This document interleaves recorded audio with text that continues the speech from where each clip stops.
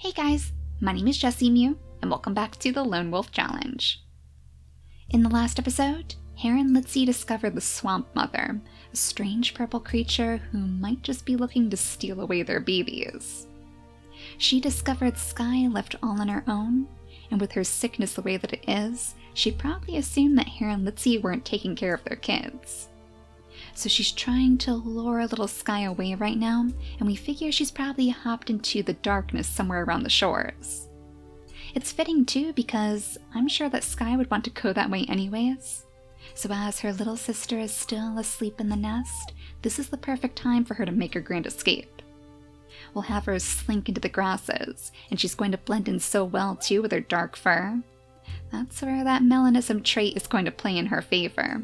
The destroyed canvas of her markings will make it easy to slip away. She'll lunge on down to the shores, making sure to steer clear from the coconut trees, of course. I don't think the ram horns she's wearing are going to be quite enough protection against them, but it looks like she was right.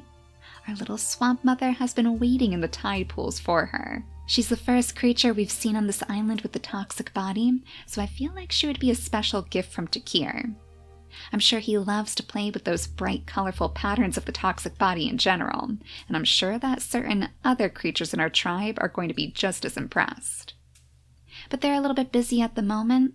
In fact, quite a few of our tribe mates are putting together a little ritual for Kaz.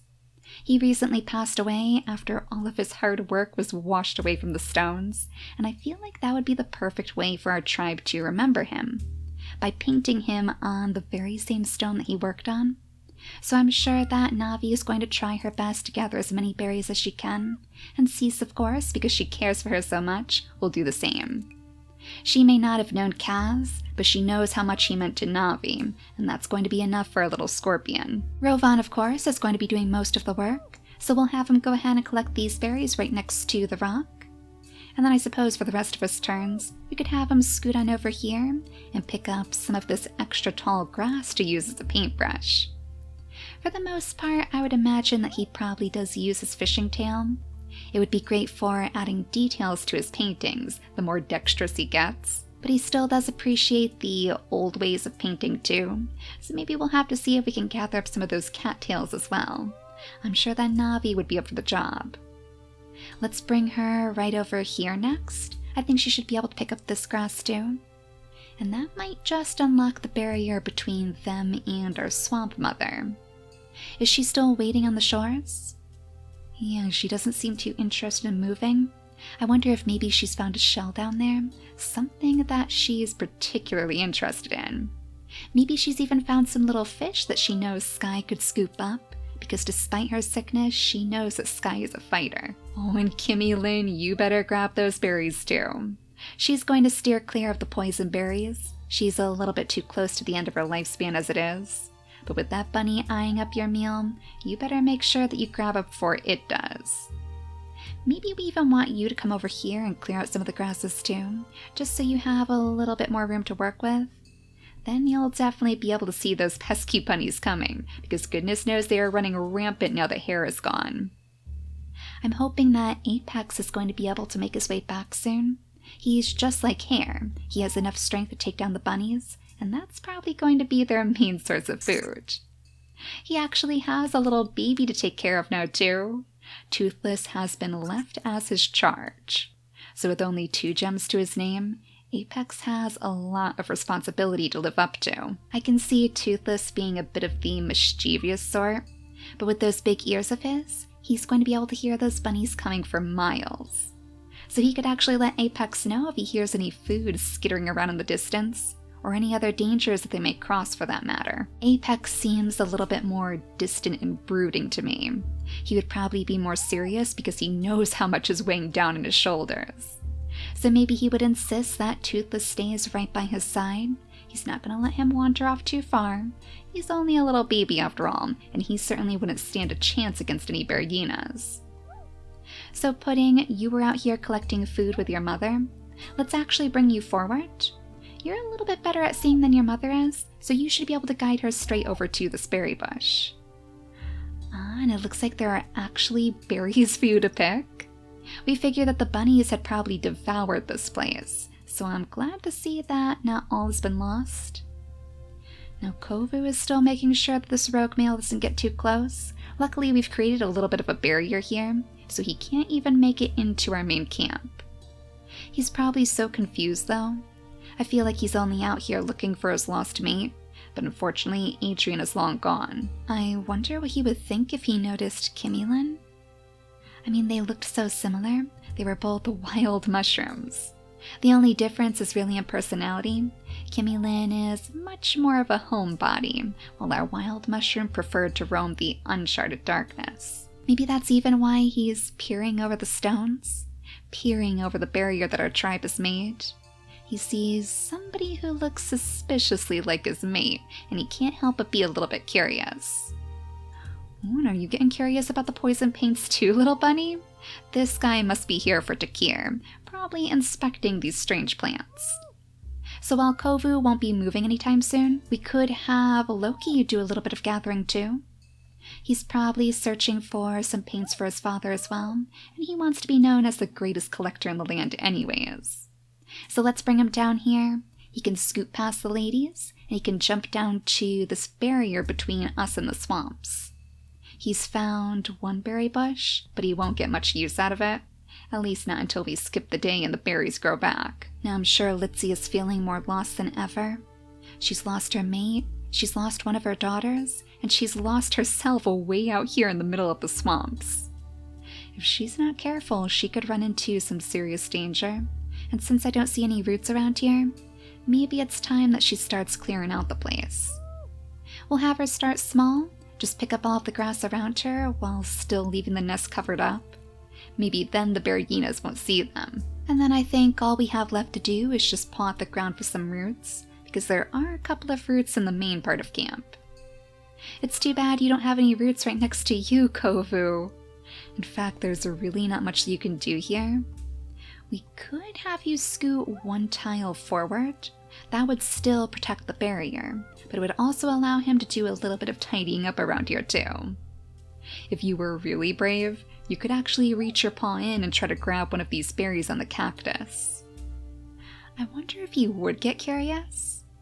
I mean, he was raised right next to Kaz too, just like Navi was. Maybe he wants to be remembered for his own form of bravery. It's not as though anybody has ever used these strange cactus berries before, so he probably figures this would be great for a new paint. Let's have him reach his little paw in, his little velvet paw. Perfect for sneaking, but not so much for collecting cactus fruits. Luckily, it didn't cause any lasting damage. I mean, he does have a little bit of damage on him, but at least he's not bleeding. So that should be easy enough for him to fix if he goes to one of the healing fruits, and goodness knows we have plenty out here in the darkness. We have this one over here by the safe haven, and I know that we have one by our ports, so our tribe is going to be full of healers before long. That's actually what I'm hoping to take a look at next. As we skip the day here, we'll take a closer look at some of the inactive traits of our creatures, because I think there is some potential to see the purr snout soon. Rovan, of course, is carrying it in his inactive traits, and because certain other members of our tribe, like Cease, have the bird beak, that would be a good way for us to lure it out of their genetics. I know that Cease and Navi would love to raise a family together too, so maybe this would be a good way for us to give them some babies to take care of. It is very high risk, high reward though. They both have the no paw, which means their babies could end up with 2 no paws, just like Splash. But with those different tail genetics, the nimble fingers, I don't know, I think it's a risk worth taking. Not to mention if they do have the purr snout, they would still be very useful to our tribe, even if they can't collect berries. Of course, we can't leave out Loki either. He also has the purr snout in his inactive traits. And if we could scoot over to our swamp mother, we might be surprised to see what she's carrying too. Let's just make sure there's no dangers out here. I didn't hear anything spawn, but you never know sometimes. Those berginas can be very tricky. Now let's have Sky scoot over to the edge of the water. Oh, she did find some fish. Oh my gosh, how cute is that? Well, go ahead and offer up some of your extra food. You can give that straight over to Anna, and oh, look at how many fish she found down here. Oh, she must be so eager to train you. She knew you would be coming to the water before long. It was only a matter of time before you two crossed paths again. I don't really want her to scare away the fish though, so maybe we should scoot her down this way. Oh my gosh, revealing even more? How many fish do we have down here? It's too bad we don't have any shells that you could pick up, but at least with her sitting right here in the water, that gives a Loki a good opportunity to take notice. So as he grabs up a couple more of those berries and scoots into the grasses, he is going to see her bright purple fur in no time. So let's have him drift to her side, and the first thing I can see him doing is dropping all of those berries right at her feet. He has never seen a creature as bright and vivid as she, clearly a gift from Takir. So I think it's safe to say that he'll be head over heels for a little frog, and she must think it's quite amusing. She is a lot older than he is, quite a bit more experienced, and I'd imagine she's probably even had a few families of her own. Maybe that's why she feels such a motherly pull toward the sick and the injured. Maybe she even lost her own babies that way, to a swamp plague or to some wandering berginas. So this might be a good chance for her to start anew, not only with a brand new adopted little baby, but with her very own family as well. So let's make sure that we set up her mutation menu on this turn. She's rolled a 3 and a 19, so that's the red-brown fur, and that's also the small pattern, I believe. An interesting mix of genes. The red-brown fur is very, very dark. She is carrying the red fur in her traits, though. They actually have the same fur color, if not for the toxic body. It's only too bad that we won't see that on their babies. He doesn't have any special body types in his traits, so I think the medium body is going to take over. But at least it could pop up again in some future generation of theirs. So with that taken care of, let's go back to Litzy next, because I think it's time for her to nudge her baby out of the nest. Maybe she would gently push her toward all the mud that she dug up before, straight toward the old nest that she made too, before she knew that she had a nest to work with in the swamps. I guess we might want you to pick that up actually. Let's bring you over here. You can pack that away, mourning your lost daughter in the process. I don't think that she's going to let Jade go toward the water. Even though she has the water body, the digging paw means she would be more useful on land. Deep down, I'm sure the main reason is because of the swamp mother. She doesn't want her stealing another one of her kids, and she knows that if she can only push Jade out to the open, out into the heart of our tribe, they will accept her with no questions asked. Jade actually has some markings to her name, not like Litzy who's lost hers, so she probably figures that Jade is going to be welcomed with open arms. Little does she know, she probably would be too. They do love a blank canvas, as they've proven time and time again, but she's just too hard on herself to see the truth. And since all of our berries appear to have been stolen, maybe we could have Navi light up the way for Kimilin, so she can make her way toward the front of the tribe. She's probably searching out for some more of those berries, but I wonder if in the few days she has left, she could actually cross paths with the rogue male. Maybe the closer she gets, the more likely he'll be to wander out from the darkness.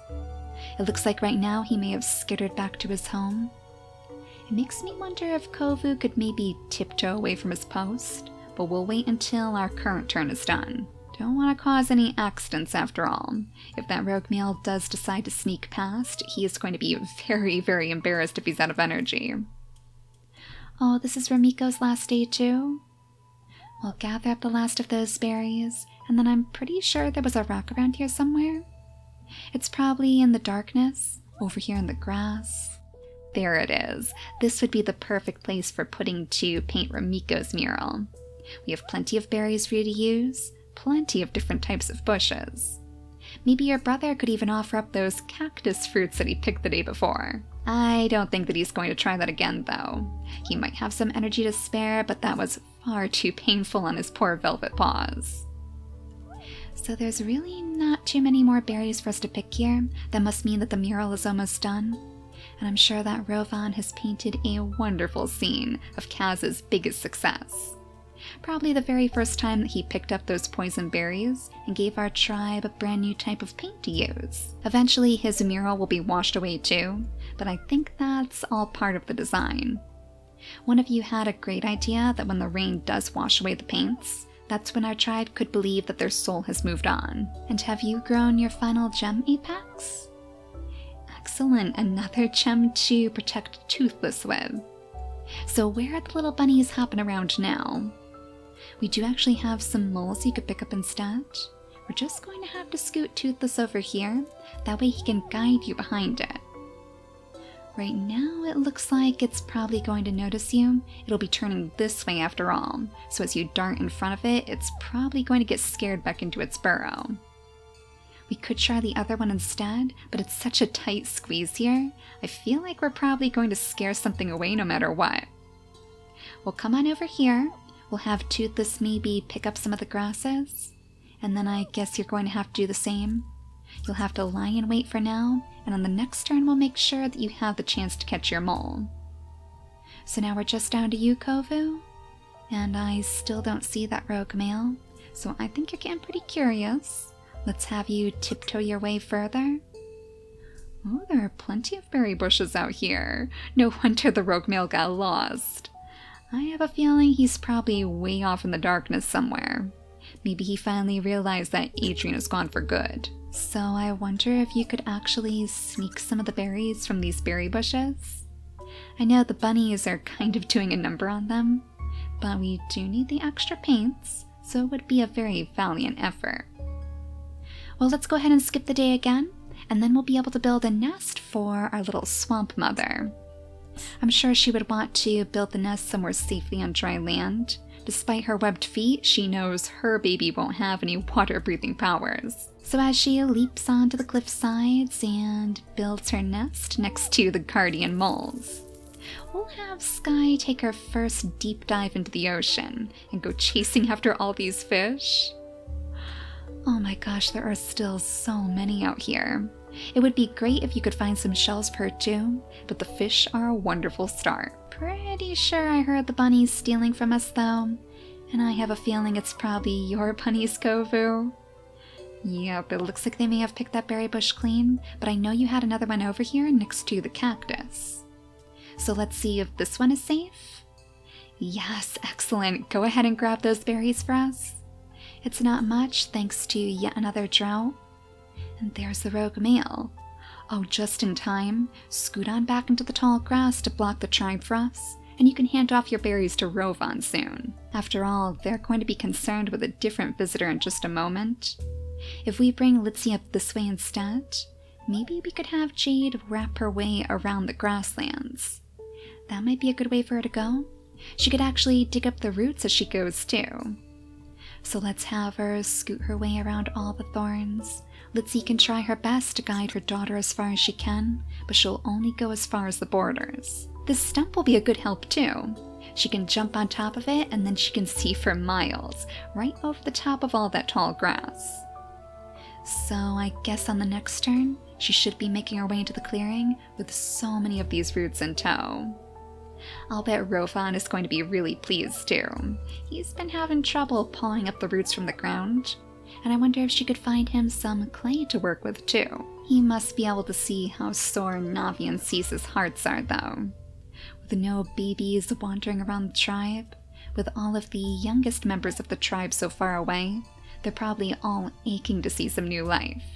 So let's set up their mutation menus next. We know for sure that Cease can have healthy babies with Rovan, so that's part of the reason why I chose them. Navi would give us some babies with good eyesight, so we might have to consider that too, but that's only if we don't have good luck with Cease and Rovan. And either way, their family is going to be very well cared for. So Cease has rolled an 11 and a 20. That's the stripes for the pattern, and that's also the medium pattern as well. Let's have her jump into the nest, and then she should be able to breed with Rovan. Hopefully, as long as that fertility doesn't get in the way. Ooh, that's unexpected. That's a little bit of bad luck. So no matter though, they have plenty of time left on their lifespans, so we can just try again on the next turn. Now let's bring Kimmy Lynn over to Pudding's side as well. Well, she doesn't really have any more berries to pick. Kimmy Lynn knows that she's on the end of her lifespan now, so she probably wanted to make sure that Pudding made it to her destination. And she definitely did. Though her mother has passed away now, it's thanks to Kimmy Lynn's sacrifice that she was able to visit her. She was able to make the most of her mother's last moments. So I think that Pudding will promise to paint Kimmy Lynn in this mural too. That way she'll be remembered for her selflessness. We might need a little bit of a red from the bunnies in order to paint that fur of hers, so maybe this would be a good opportunity for us to take down one of Takira's bunnies. Not in a vengeful way, of course, not in a mean-spirited way or anything like that. She just needs some extra paint. I'm sure that Takira would understand. Now help us out, Toothless. Let's see if we can line Apex up just right. Well, I think you have your pick of the moles now. Well, I think we're still going to bring you this way. That would probably be the best direction for you to travel anyways. Oh my gosh, toward another healing fruit? Wait a second, Litzy. I didn't realize you had this hiding behind your swamp. Oh my gosh, we have so many healing fruits on this island. We're gonna have to make sure that Litzy really digs this thing out. I mean, there's roots over here too, so we know she'd be drawn in that direction. But let's have Toothless toddle his way over here, because that should give Apex plenty of time to snatch up this mole for us. Then you could join him right in the tall grass, and you guys can make your way around the shore until you discover the rest of our tribe. I guess they would be likely to run into our swamp mother. And you know, Loki, you better make sure that this place is cleared out too. You don't want anything happening to your baby, especially after hearing about the swamp mother's past. Now one more time, let's go ahead and skip the day, and we'll see what our swamp mother's own baby is going to look like. No purse now, unfortunately, but she does look quite a bit like her father. She has slightly darker spots, and the no paw to boot, but she is awfully cute, and she'll be able to pick up her fair share of coconuts too. So her name is going to be Seraphina, a lovely name for a lovely little baby, and I didn't even really notice. Vankira's given us the rains again, so another chance for us to gather up a nice lovely harvest. Well, you better get moving on that, Pudding. We'll have you pick up your bunny meat. Oh, the bunnies are already stealing from you? Jump on in here and grab those too as well, okay? You've got to take as much as you can carry. That means that Navi is going to have to focus on the berries over here, at least until Cease has their baby. We'll use her turns this time to try to breed with Rovan again. There we go, that was much simpler than last time. It must be because of the rains. Maybe she's feeling more comfortable about bringing another baby into the world. She knows that there's plenty of food to go around now, and plenty of paints for them to play with. So a couple more paints from you, Rovan. And then I guess in the next episode, we're going to see if this risk was worth taking. We know for sure that their baby will be well loved, but it will be hard for some members of our tribe to see past their no-paws. But for now, thank you all so much for watching, and I'll see you all next time. Bye guys!